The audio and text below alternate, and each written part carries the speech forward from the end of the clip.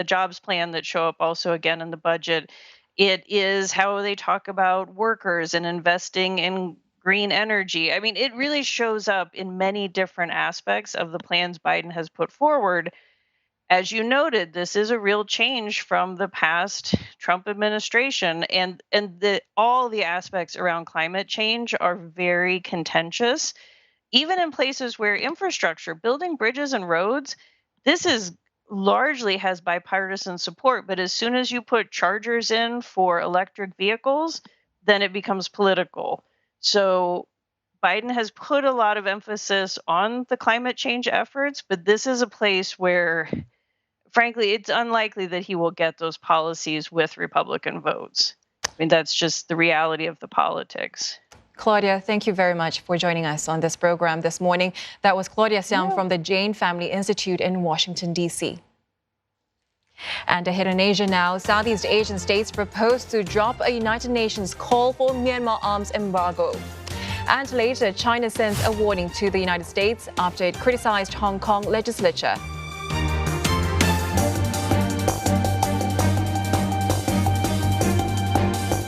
Have fun while breaking a sweat on your next visit to Gangnam. Enjoy the weightlessness of bungee fitness, or learn the health benefits of pole dancing. So don't miss the opportunity to feel the burn with the latest workout trends in Korea. Gangnam Insiders Picks, Sunday on CNA. This program is brought to you by the Gangnam-gu office. This June, Asia's past, present and future comes together. Race to feed the world as scientists, farmers and entrepreneurs solve the impending food crisis. Journalist Yuma Raki unveils the transformation of Japan's social and political identity in Deciphering Japan, and relive the history of the Chinese Communist Party as it marks 100 years of existence. This June on CNA. So little land with so many mouths to feed. Land matters. The future is going to be really challenging. Dan akhirnya dibuang seperti ini dengan mubazir sangat disayangkan sekali. Ini adalah solusinya. We can turn Singapore into a protein powerhouse overnight, but people don't understand what we're doing. Women farmers are the solution for the food security problem. Race to Feed the World, Monday on CNA. He's just looking at us with his eyes wide open. Oh, it's so cute. I'm Shushan, and in this series, I'll be tracking into hidden parts of Singapore. Oh my God, treacherous. To find out what's being done to save our biodiversity. Every animal plays a significant role. And if we're running out of time. It seems that there is an uptrend in the number of roadkills. It's in our nature. Video on demand on CNA.Asia.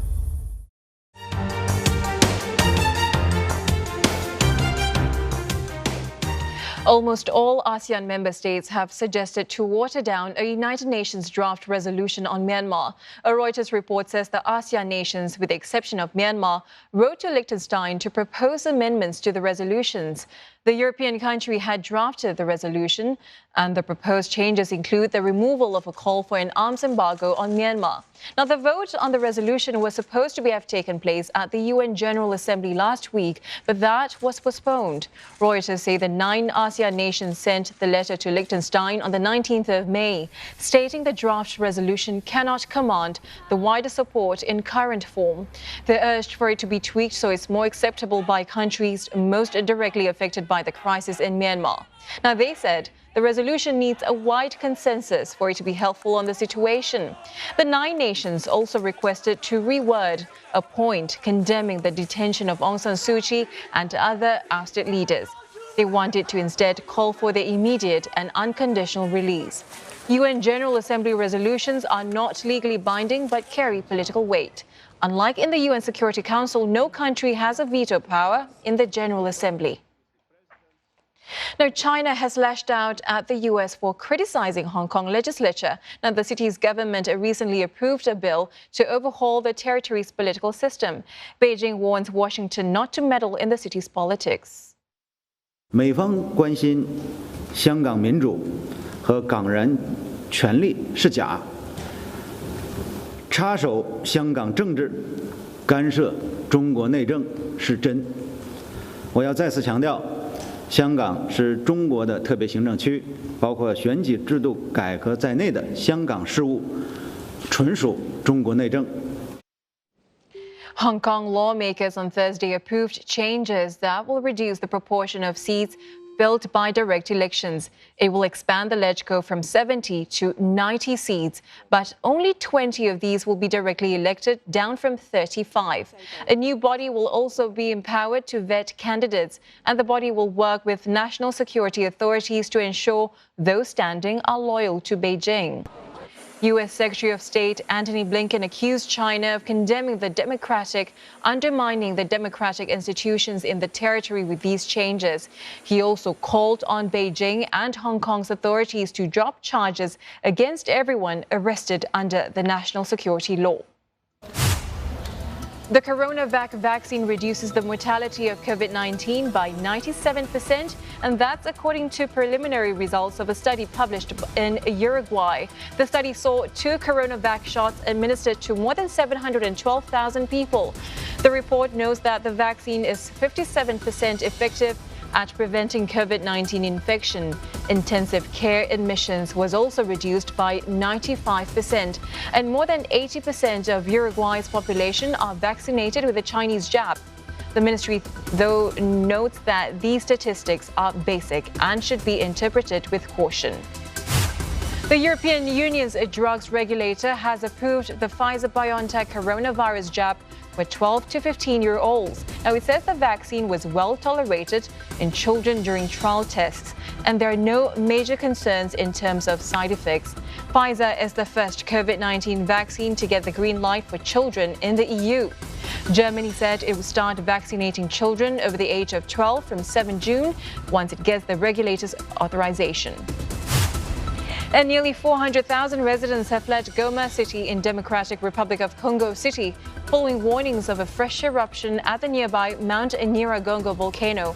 Now, the volcano last erupted a week ago, claiming dozens of lives and destroying more than 4,500 homes, and more than 20,000 residents were affected.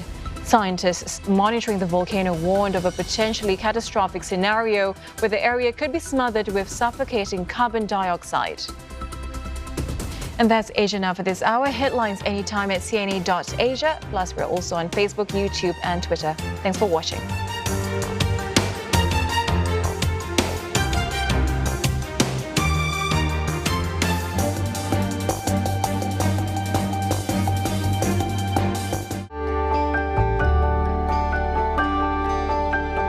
Look forward to brighter skies. The weather, sponsored by Qatar Airways.